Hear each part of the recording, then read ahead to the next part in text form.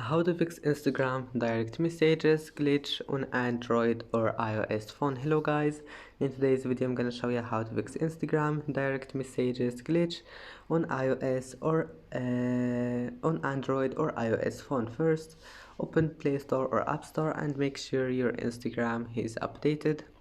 And if you found your updates, just click updates.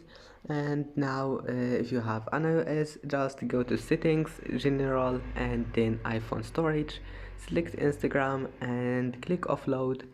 And if you have an Android, go to settings, apps again, and type here Instagram and then click on it. Click for stop and go to storage, clear cache.